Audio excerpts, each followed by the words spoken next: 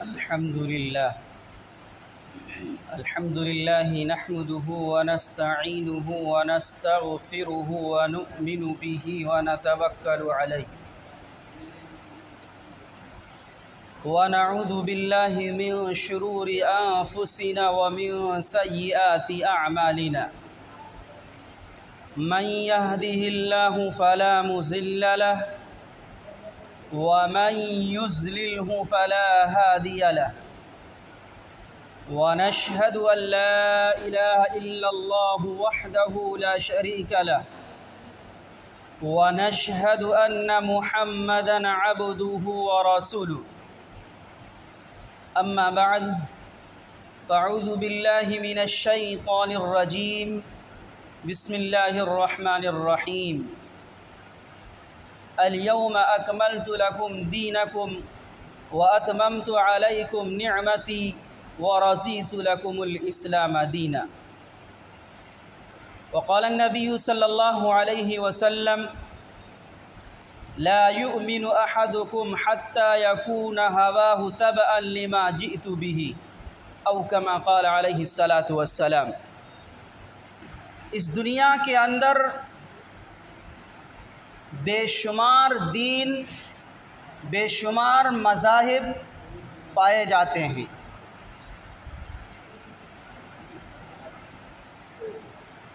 ہر مذہب کا اپنا طور، اپنا طریقہ ہے، اپنی تہذیب ہے۔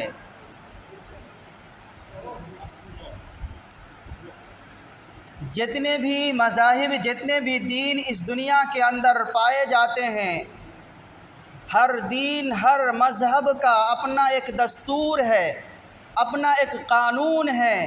اپنا ایک کلچر ہے۔ ان تمام دستور میں سے، ان تمام ادیان میں سے دین اسلام جو ہے، مذہب اسلام جو ہے، یہ صرف کامل نہیں بلکہ یہ دین، یہ مذہب مکمل دین ہے، مکمل تہذیب اس کی پائی جاتی ہے۔ ہم مسلمانوں کا عقیدہ ہے کہ اگر کوئی دین کامل اور مکمل ہے، کہ جس کا دستور، جس کی تہذیب، جس کا کلچر مکمل ہے، تو وہ مذہب دین ہے، وہ مذہب اسلام ہے۔ اور میرے محترم بزرگوں اور دوستوں، ہم اور آپ جانتے ہیں کہ اللہ تبارک و تعالی نے خود اپنی زبان مبارک سے مذہب اسلام کی تکمیل کا اعلان کیا ہے۔ مذہب اسلام کی تکمیل کا، کہ یہ دین، یہ مذہب مکمل اور کامل ہے، اس کی تکمیل اور اس کے کامل ہونے کا اعلان خود اللہ رب العزت نے کیا ہے۔ حجۃ الوداع کے موقع سے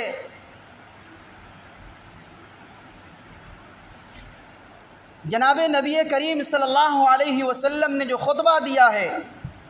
حجۃ الوداع کے موقع پر کہ الیوم اکملت لکم دینکم واتممت علیکم نعمتی ورضیت لکم الاسلام دینا،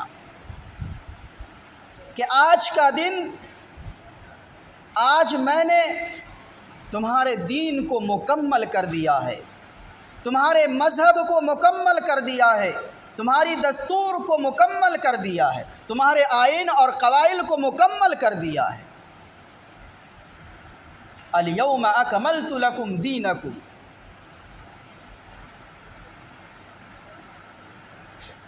اور میں نے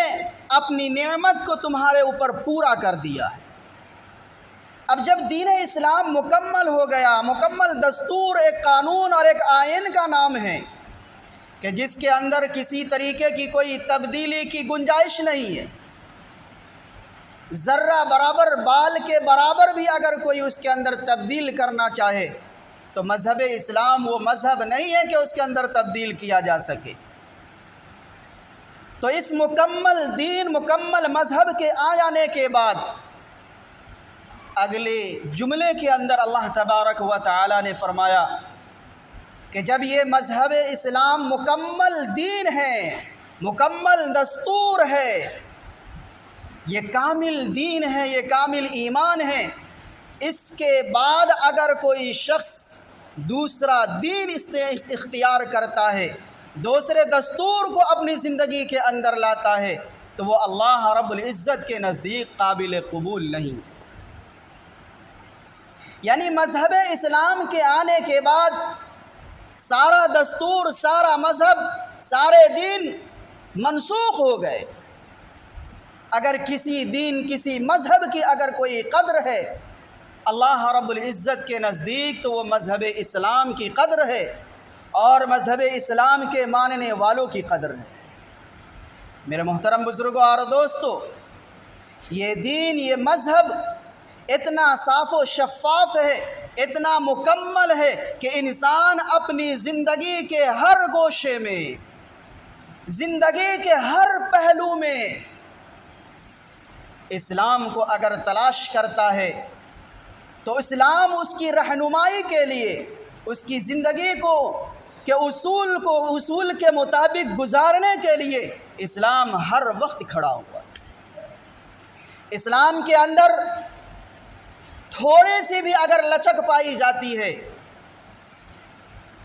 تو اسلام اسے قبول کرنے کے لیے تیار نہیں۔ ایک صحابی ہیں حضرت عبداللہ بن سلام رضی اللہ تعالی عنہ، جو مذہب اسلام سے پہلے یہودی کے بہت بڑے عالم تھے، بہت بڑے عالم تھے۔ انہوں نے جب اسلام کو قبول کیا تو اب دو تہذیب اور دو طریقوں کے درمیان ٹکراؤ پیدا ہو گیا، دو کلچروں کے درمیان ٹکراؤ پیدا ہو گیا۔ چونکہ حضرت عبداللہ بن سلام رضی اللہ تعالیٰ عنہ یہودی کے بہت بڑے عالم تھے، تو اس کے اوپر اس کی جو تہذیب ہے، جو طریقہ ہے، جو طور ہے، اس کے مطابق وہ زندگی گزارتے ہوئے آ رہے تھے۔ لیکن جب مذہب اسلام کو قبول کیا تو اب مذہب اسلام کی تہذیب، مذہب اسلام کا طور طریقہ، دستور یہ الگ ہے۔ اب مذہب اسلام کو قبول کرنے کے بعد اب پچھلے دین کے جو طور اور طریقے ہیں اس کو چھوڑ کر جو نئے دین کو قبول کیا ہے، مذہب اسلام کو قبول کیا ہے، تو اس کے مطابق زندگی گزارنا ہے۔ تو اب جو حضرت عبداللہ بن سلام رضی اللہ تعالیٰ عنہ کے نزدیک کھانے پینے کا جو معاملہ آیا تو یہودیوں کے یہاں، دین موسوی کے یہاں اونٹ کے گوشت کو حلال قرار نہیں دیا گیا ہے، حرام قرار دیا جاتا ہے۔ اور مذہب اسلام کے اندر اونٹ کا گوشت حلال ہے، اسے آپ کھا سکتے ہیں، اسے استعمال کر سکتے ہیں، اور آج بھی سعودی عرب کے اندر اسے استعمال کیا جاتا ہے۔ تو حضرت عبداللہ بن سلام رضی اللہ تعالی عنہ نے، چونکہ ان کے ذہن کے اندر یہ بات پیدا ہوئی کہ مذہب اسلام کے اندر اس کو کھانے کی اجازت ہے، حلال ہے، اور یہودیت کے یہاں یہ جانور کھانے کے لیے حلال نہیں ہے، اور میں ایک زمانے سے کھاتا ہوا نہیں آ رہا ہوں، اس لیے میں اس کے گوشت کو نہیں کھا سکتا ہوں، لیکن اس کو برا بھی نہیں سمجھوں گا، یعنی حرام نہیں سمجھوں گا۔ صرف اتنی سی بات حضرت عبداللہ بن سلام رضی اللہ تعالی عنہ کے ذہن میں آئی، اللہ تبارک و تعالی نے ایک تھوڑی سی لچک پیدا ہوئی، حضرت اللہ تبارک و تعالی نے قرآن کریم کے اندر اعلان فرما دیا، یا ایھا الذین آمنوا ادخلوا فی السلم کافہ، کہ اے ایمان والو، جب تم نے اسلام کو قبول کر لیا، اپنا دین اور اپنا مذہب اسلام کو مان لیا ہے، تو اس کے اندر کامل اور مکمل طور پر اس کے اندر داخل ہونا پڑے گا۔ تھوڑی سی بھی لچک کی ضرورت نہیں ہے، تھوڑی سی بھی گنجائش کی کوئی ضرورت نہیں ہے۔ جب تم نے مذہب اسلام کو قبول کر لیا ہے تو اب اس کے اندر خواہ مخواہ کی بات پیدا کرنے کی ضرورت نہیں ہے۔ حکم دیا گیا کہ اسلام کے اندر مکمل طور پر داخل ہو جاؤ۔ میرے محترم بزرگوں اور دوستو، حضرت عمر فاروق رضی اللہ تعالی عنہ بنو قریظہ میں گئے۔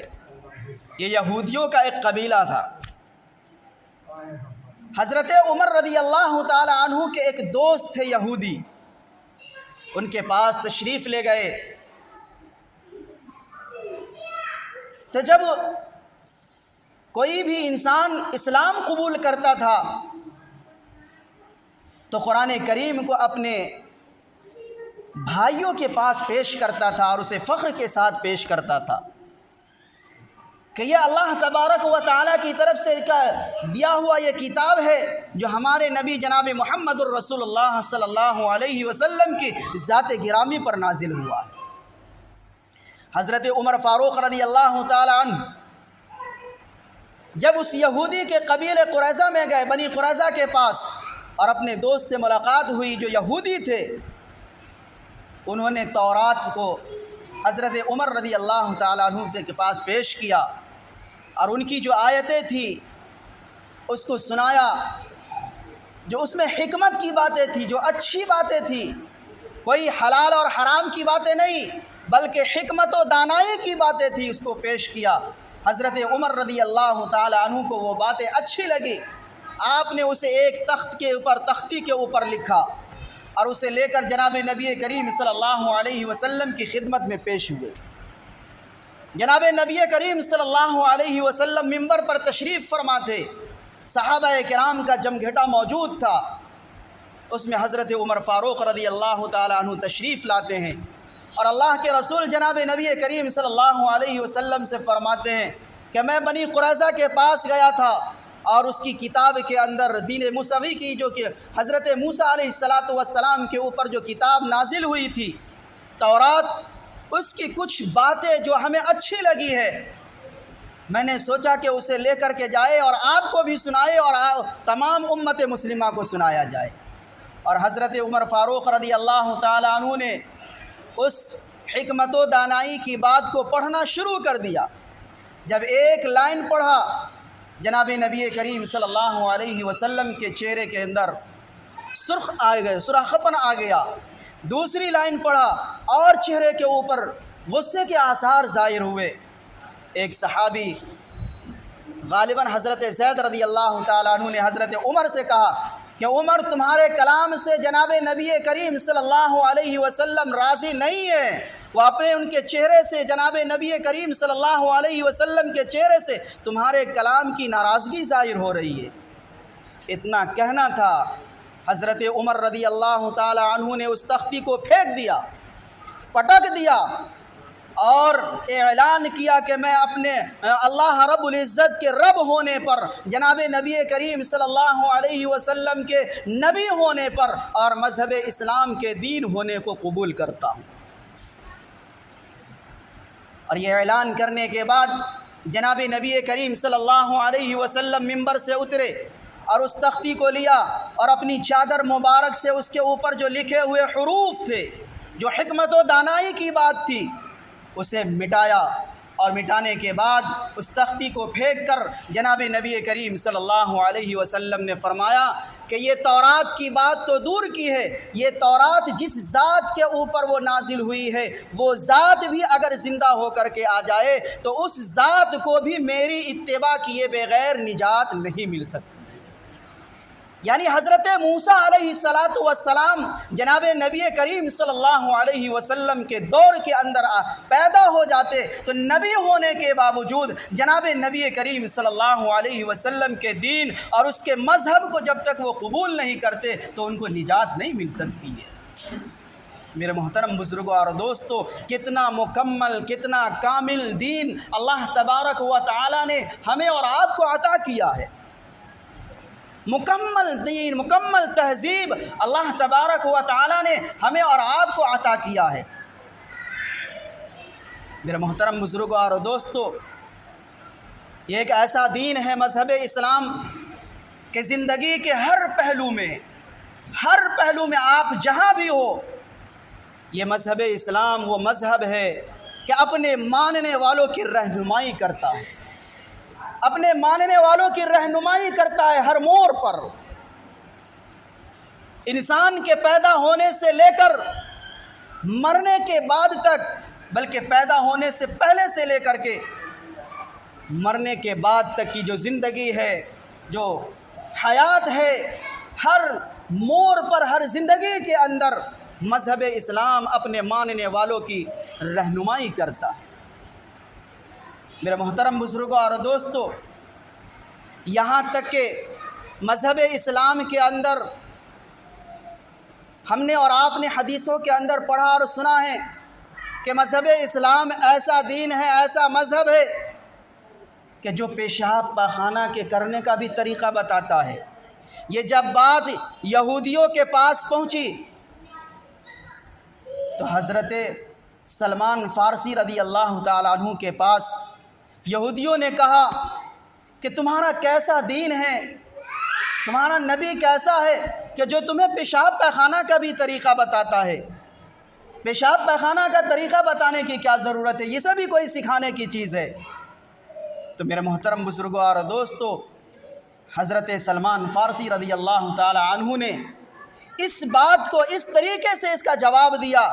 کہ اس سے اسلام کی قبولیت اور بڑھ جاتی ہے کہ میرا مذہب ایسا ہے کہ جو پیشاب اور پیخانے کے طریقے کو بھی بیان کرتا ہے، یعنی ایسا مکمل دین ہے کہ ہر پہلو پر، زندگی کے ہر گوشے میں ہماری رہنمائی کرتا ہے۔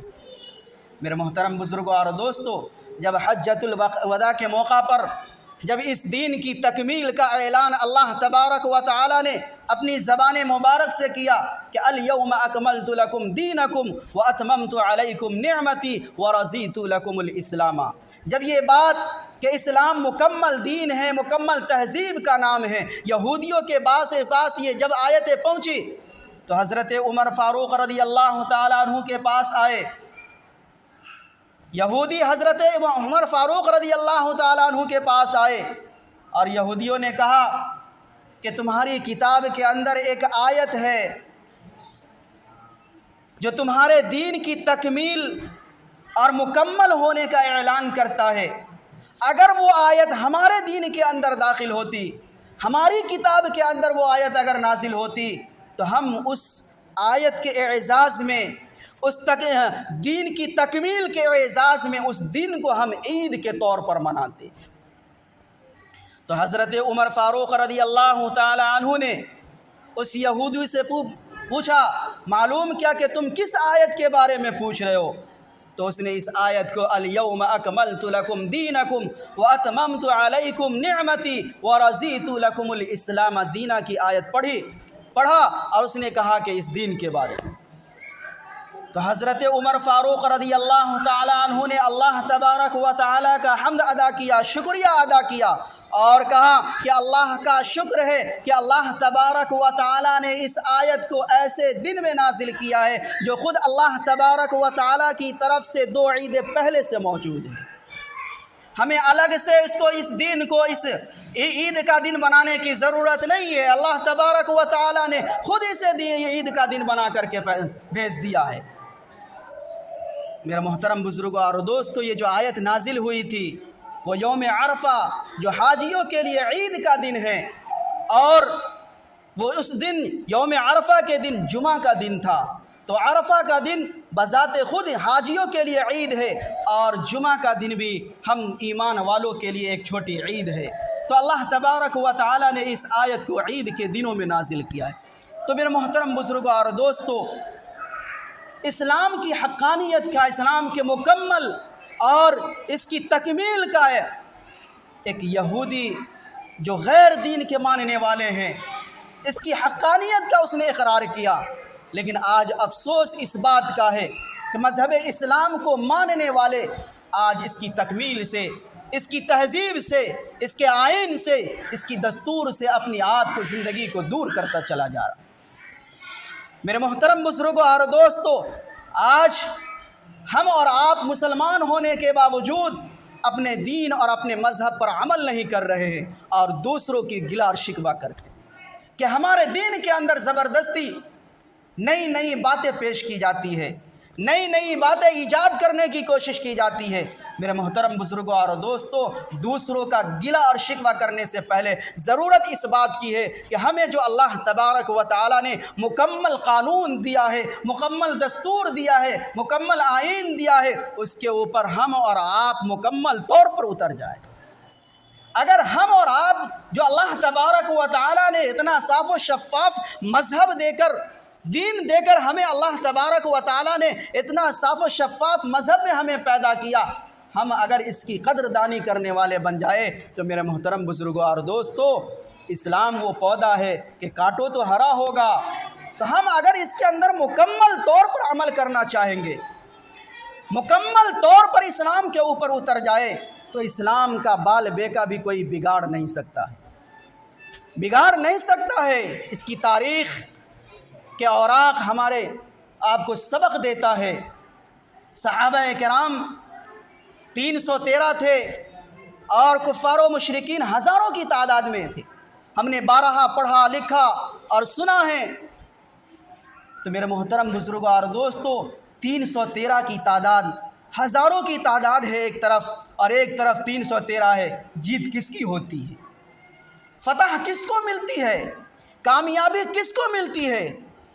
میرے محترم بزرگوں اور دوستو، اس مٹھی بھر صحابہ جو 313 تھے، ان کی کامیابی ملتی کس بنیاد پر کامیابی ملتی ہے؟ کیا مال و دولت کی بنیاد پر کامیابی ملی؟ کیا شہرت کی بنیاد پر کامیابی ملی؟ کیا لاٹھی کی بنیاد پر کامیابی ملی؟ نہیں میرے محترم بزرگوں اور دوستو، صحابہ کرام کو جو اگر کامیابی ملی ہے تو وہ ایمان کی طاقت کی بنیاد پر، اللہ کی رسی کو مضبوطی سے تھامے ہوئے تھے۔ اس بنیاد پر اللہ تبارک و تعالیٰ نے انہیں کامیابی عطا کی ہے۔ آج ہم اور آپ اللہ کی رسی کو چھوڑے جا رہے ہیں، دن بدن ہماری نظروں کے سامنے دھجیاں اڑائی جاتی ہے، ہم خود اس کی ناقدری کرتے ہیں اور دوسروں سے چاہتے ہیں کہ ہماری قدر ہو۔ تو میرے محترم بزرگوں اور دوستو، ایسا ہرگز نہیں ہے۔ پہلے اپنی قدر کے لیے، اپنی عزت کے لیے، اپنی شہرت کے لیے اپنی قدر خود کرنی پڑتی ہے۔ اپنے آپ کے اندر وہ کیپیسٹی پیدا کرنا پڑتا ہے، وہ جذبہ پیدا کرنا پڑتا ہے، تب جا کر کے میرے محترم بزرگوں اور دوستو آگے کے لوگ اس کی عزت اور اس کا احترام کرتے ہیں۔ تو اگر ہم اور آپ یہ چاہتے ہیں کہ ہمارے دستور کے اندر، ہمارے آئین کے اندر، ہمارے قانون کے اندر کوئی دخل اندازی نہ کرے، کوئی